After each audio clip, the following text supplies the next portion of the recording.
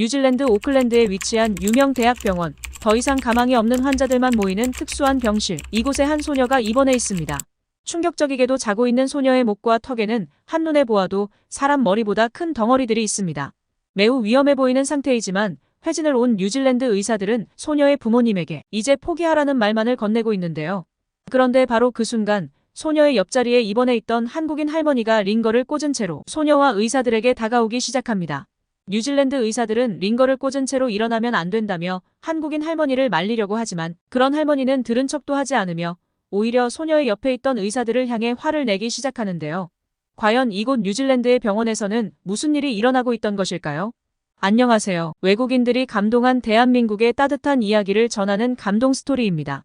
감동 스토리는 실제 사연을 바탕으로 재구성한 이야기를 전달해드립니다. 감동을 받으셨다면 구독과 좋아요로 사연자분들을 응원해주세요. 그럼 오늘의 감동 스토리 시작합니다.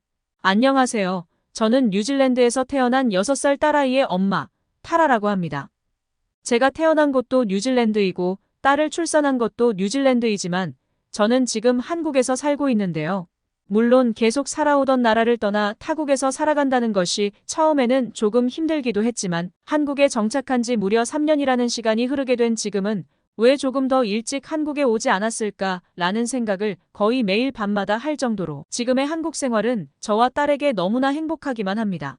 특히 다른 아이들과는 조금 다른 장애이자 희귀병을 가지고 있는 제 딸 아이는 한국에 오기 전에는 움직이고 길거리를 걷는 것조차 힘들어하던 아이였지만 지금은 어째서인지 다른 한국인 친구들보다 더욱 활기찬 날을 보내고 있어요. 제 딸 아이는 후두에 있는 암세포와 거인병이 합쳐진 희귀병을 앓는 아이였어요.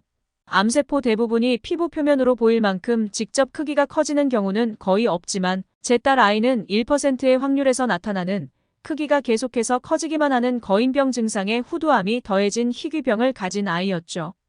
퇴원하고 약 3살 정도까지는 눈으로 보이지 않을 만큼 아무런 증상이 없었지만 어느 날 딸이 계속 뺨과 턱을 긁어서 살펴봤던 이미 이러한 희귀병을 증상이 시작되고 있었습니다.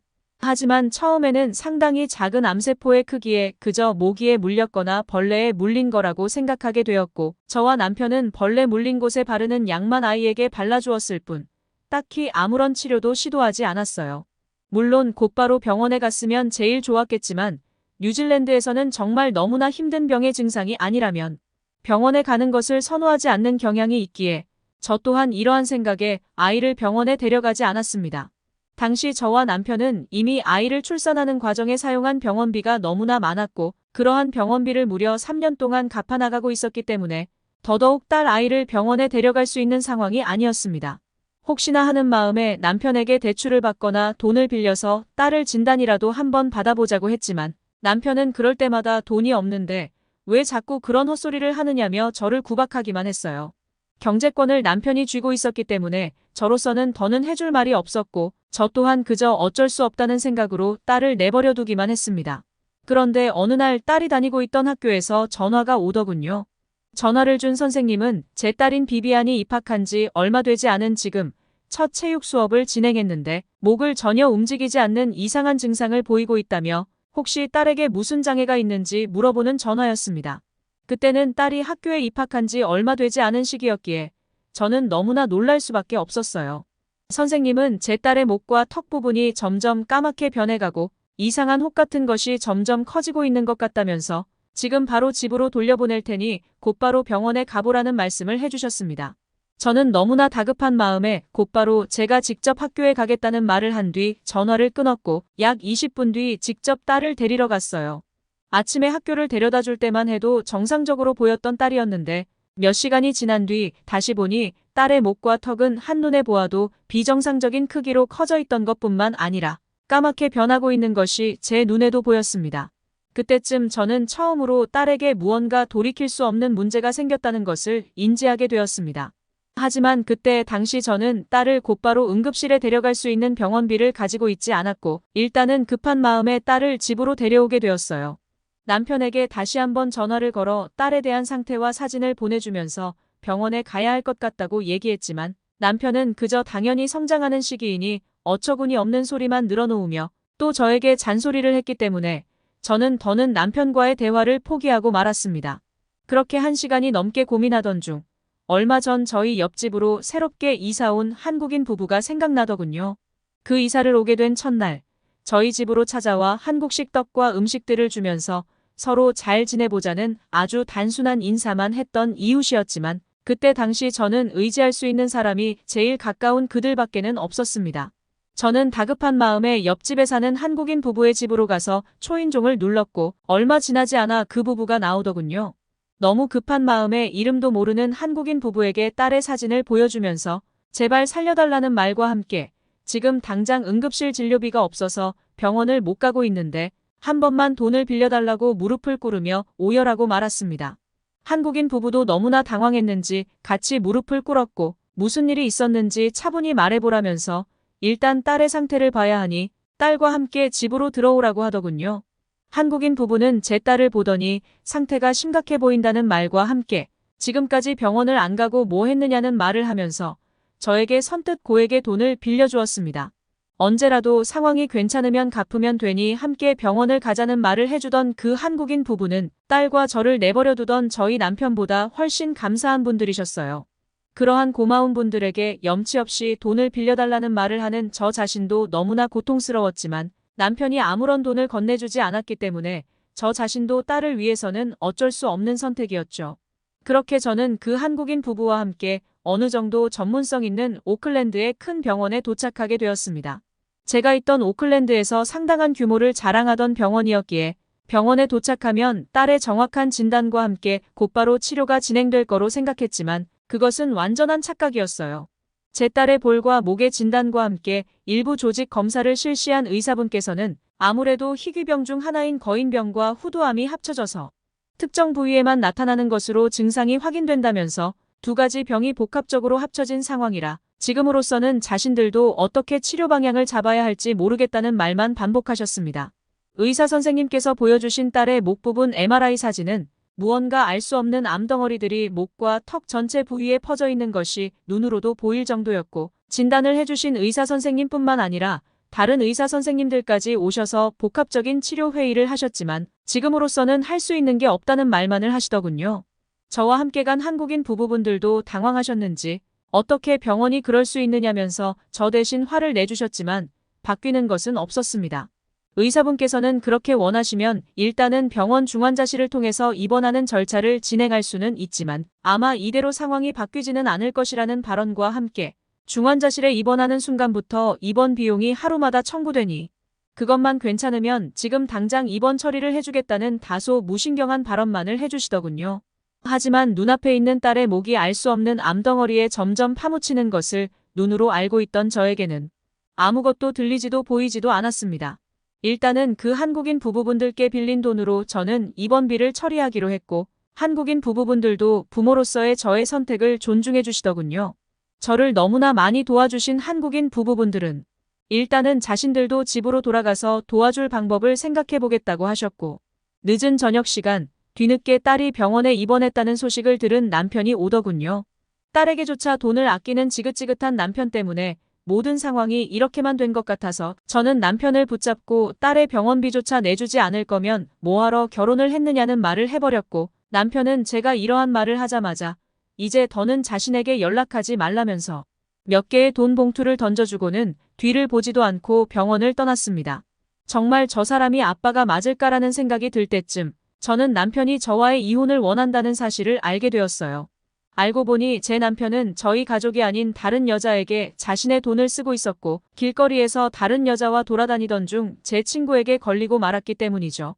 친구에게 모든 상황을 전해들은 저는 이래서 남편이 그렇게나 돈을 주지 않았다는 생각이 들었고 화가 났지만 그저 병원 입원실에 누워서 잠을 자고 있는 딸을 보니 눈물이 쏟아질 것만 같았어요. 그날 이후 저는 한국인 부부에게 빌린 돈도 갚고 계속해서 쌓여만 가는 입원비를 처리하기 위해 잠도 자지 않고 일을 하게 되었습니다. 딸이 병원에 혼자 있다는 사실은 너무나 가슴 아팠지만 남편도 떠난 상황에서 돈을 벌 수 있는 사람은 저밖에 없었기 때문에 어쩔 수 없는 선택이었죠. 하루에 짧은 시간씩 아르바이트를 3개나 하면서 저는 딸의 치료비와 입원비를 마련해 나갔고 다행스럽게도 약 6개월 뒤 한국인 부부에게 빌린 거액의 돈은 모두 갚을 수가 있었습니다. 하지만 6개월의 시간이 지나고 있을 때 제 딸에게는 좋지 못한 소식이 들려오기 시작했어요. 무려 6개월이 넘는 시간 동안 병원 입원실에서 받고 상황을 지켜보던 의사분께서는 딸의 목에 있던 암덩어리가 머리로도 올라가고 있는 것이 보인다면서 물리적으로 제거할 수 있는 수준이 아니므로 아마 앞으로 살 수 있는 날이 얼마 남지 않았을 것이라는 충격적인 말을 해주시더군요. 그 뒤 저희 딸 비비안은 더는 치료도 수술도 진행하지 못하는 환자들만 모인 절망적인 병실로 옮겨지게 되었습니다. 매우 감당할 수 없는 상황이었지만 저로서는 어쩔 도리가 없어 저 또한 그저 마음의 준비를 할 수밖에 없었어요. 그런데 어느 날 제 딸이 입원해 있던 병실로 나이 많은 한국인 할머니가 새로 들어오시더군요. 아마도 제 딸이 있는 병실로 오게 된 것을 보니 그 할머니분도 더는 치유하지 못하는 병을 앓으시는 것 같아서 저는 알 수 없는 슬픔과 얘기를 나누고 싶다는 생각이 들어 그 할머니분과 대화를 나누게 되었습니다. 한국에서 오셨다는 할머니는 이미 더는 치료할 수 없는 위암의 단계지만 하루하루 행복하게 지내고 있다는 말씀을 하시더군요. 저 또한 딸의 증상을 보여주면서 저도 똑같은 마음이라는 말을 이어가려던 찰나 할머니께서 갑자기 딸의 목을 유심히 보시더니 잠깐 가까이에서 봐도 되겠느냐는 말을 하셨습니다. 당황스럽고 놀란 마음에 할머니께 딸을 가까이 보여드렸고 그 뒤 할머니께서는 아무리 봐도 이거는 암이 아닌 것 같은데 라는 말씀을 이어나가셨어요.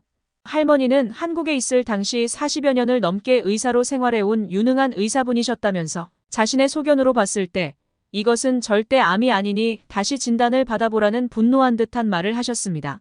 그리고 바로 그 순간 병실의 문이 열리더니 아주 익숙한 사람들의 모습이 보이더군요. 병실에 들어온 사람들은 한국인 부부였고 저는 제 딸을 보기 위해 온 거라고 생각해 감사의 인사를 건넸는데 그들이 찾아온 곳은 저와 딸이 아니었죠. 딸의 목을 보면서 암이 아니라는 말을 하시던 한국인 할머니께서는 갑자기 반가운 표정을 지으시더니 그 한국인 부부와 따뜻한 포옹을 하셨습니다.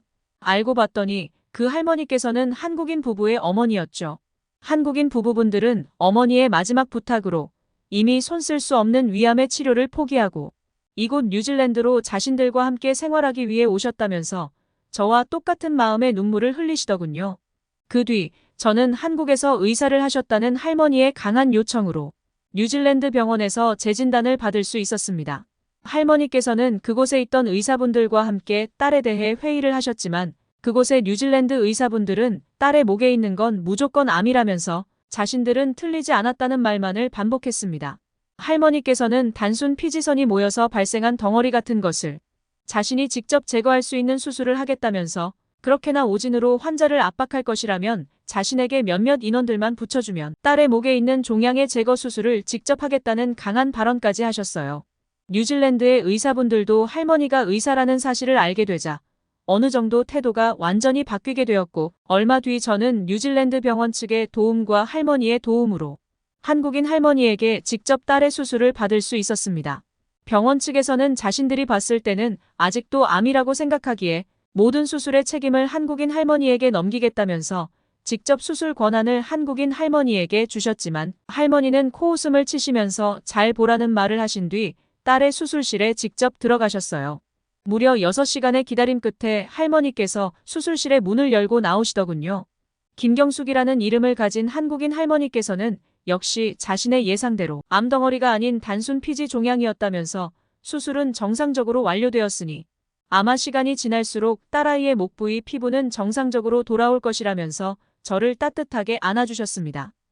자신은 수술조차 받을 수 없는 위암에 걸린 채로 저희 딸을 수술해준 김경숙 할머니에게 저는 너무나 미안한 마음이 들었고 그 말을 듣는 순간 복도에 주저앉아 울음을 터뜨리고 말았습니다. 복합적인 감정 때문이었지만 할머니에게 도움을 드릴 수 없다는 현실이 제일 슬펐어요. 그리고 약 3년이라는 시간이 지난 지금 저는 저에게 돈을 빌려주셨던 한국인 부부와 그리고 제 딸을 수술해주셨던 할머니와 함께 한국으로 돌아와 이웃 주민으로 살아가고 있습니다. 딸은 수술하고 난 뒤 빠른 회복세를 보였고 또한 김경숙 할머니는 병원 측의 예상과 달리 아직도 정정하게 살아계시면서 제 딸 비비안과의 산책을 즐기고 계시죠. 한국인 부부분들도 비비안을 살리게 된 것에 할머니가 무언가 복을 받은 것 같다면서 저를 볼 때마다 서로 감사하다는 말을 하고 있습니다. 아마 저는 뉴질랜드에서 한국인 부부분들과 김경숙 할머니를 만나지 못했다면 어처구니 없는 오진으로 딸을 잃고 말았을 거예요. 오늘도 저는 한국인 분들 덕분에 바뀐 제 인생과 딸의 인생에 너무나 감사한 마음으로 하루를 살아가고 있습니다. 어떠셨나요?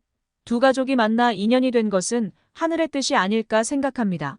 타라 씨가 딸 비비안과 함께 한국에서 건강하고 행복하길 바랍니다. 오늘의 감동 스토리는 여기까지입니다. 이 사연이 여러분에게 작은 힘이 될 수 있었으면 좋겠습니다. 응원의 댓글 그리고 구독과 좋아요는 영상 제작에 큰 힘이 됩니다. 끝까지 시청해주셔서 진심으로 고맙습니다.